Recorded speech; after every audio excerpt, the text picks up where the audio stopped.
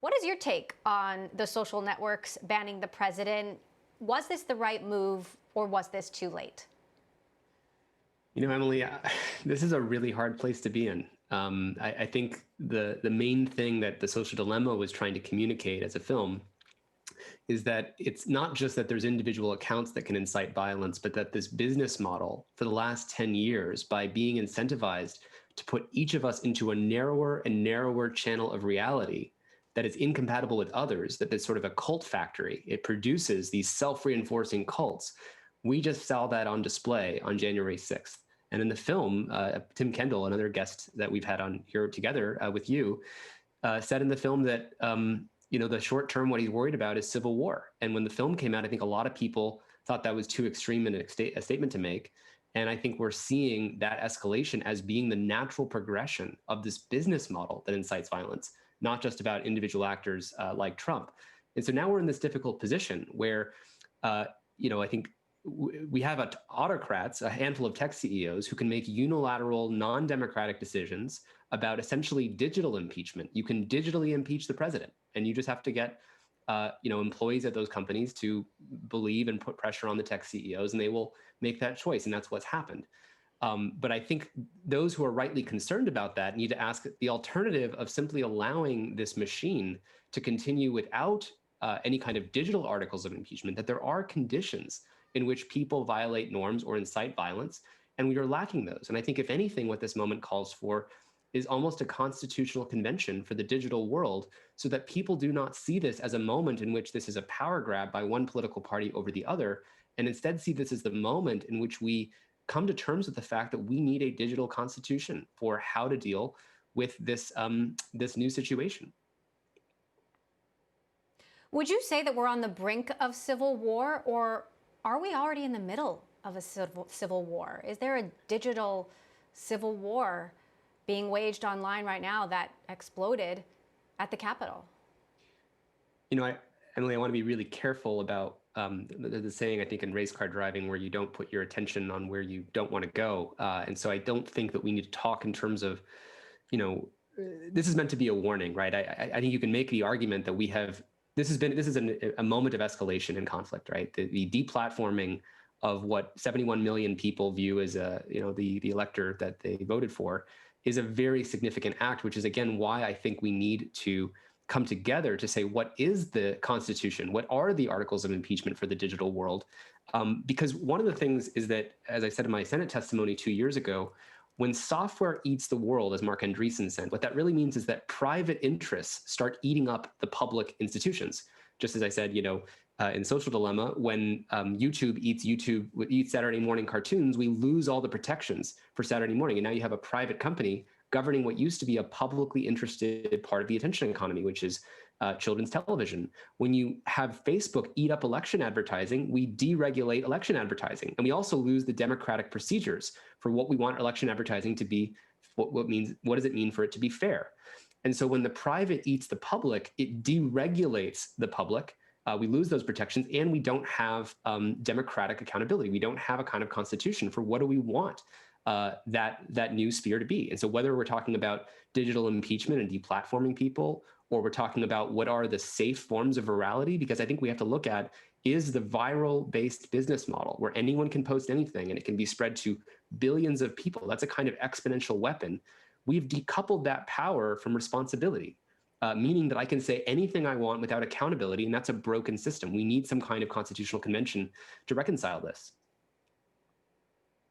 Well, the folks who would disagree with the actions that Facebook and Twitter have taken would say you can't say anything, because look at what happened to President Trump's account. David Sachs, who's a longtime tech investor and entrepreneur, has been arguing very strongly against the decisions that Facebook and Twitter have made here.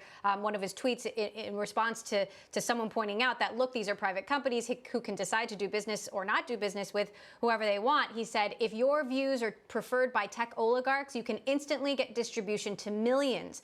If not, you can stand in the street yelling like a lunatic. What do you think to the folks who are saying we're walking a dangerous line between free speech and censorship?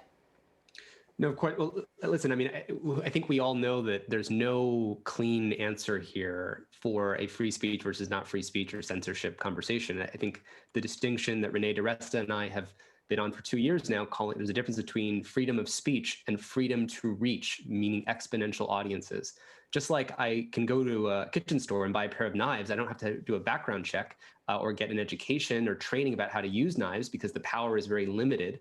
But when I get an AK-47, there's a background check, there's training, there's all sorts of things, because that's a more dangerous weapon. And I think the mistake is to call this speech as opposed to exponential reach. I think now we have to have a conversation about selective enforcement, because you can't have tech companies making a supposed standard, but then only enforcing it in some areas and not others, and not taking down Ayatollah Khomeini or something like that.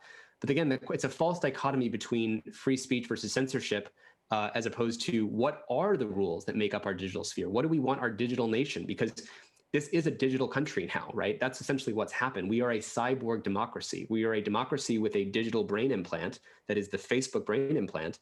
And as it's been plugged into our digital to social brain, it's driven us crazy. And we have to have some kind of democratic governance and safety protocols for making sure that that brain implant doesn't drive us all crazy, which is what it does.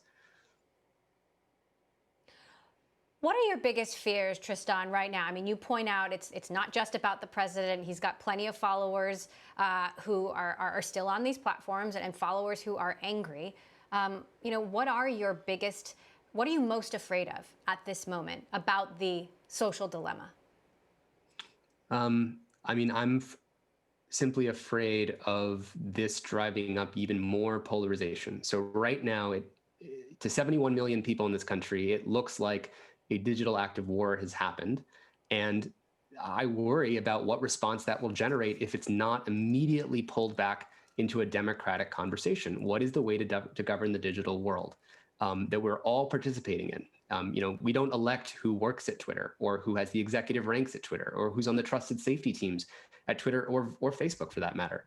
And we need to have some kind of democratic process. And then you get into conversations about the global process, because what would be democratically elected to govern the US political sphere is different than the Myanmar or the Germany political sphere, or Ethiopia, where Facebook is sort of spawning a second genocide over there now. So I think this is really just a need for accelerating this conversation about what do humane and democratic platforms that are going to become our digital habitats, our digital environments, what does it mean for them to serve the public interest? The one thing we do know is they can't have a business model based on manipulating our attention and putting us into our narrow cult factories that drive us crazy. But assuming that the business model isn't going to change before Inauguration Day, what do you think happens in a post-Trump world? What do these social networks look like, and how do they change? I think we're all finding this out, right? Many people have been talking for a long time about, deplatforming Trump, and people were wondering what would the consequences be. I don't think anyone has played out. It's a very complex system. It's led to, I think, much more polarization, monitoring, the left and the right's reaction to all of this. I worry about conflict. I worry about how do we actually not take an action that only drives up a heightened counter response. I think there's too much unilateral action that people think is going to solve the problem, but actually only drives up the level of escalation on the other side. And I'm looking at models for truth and reconciliation and things that can actually de-escalate. And that's, I think, what we need to be looking at. And I don't think anybody knows what exactly happens. I do know, again, with this business model, that unless we wake up from this 10-year trance that has warped our psyche and warped our collective psyche to be divided against itself, like a digital psychosis in which our minds are divided against its own self, we are not going to solve it. But I think the social dilemma is an incredible step for people to all be aware of, so we have a common ground about why we lost common ground.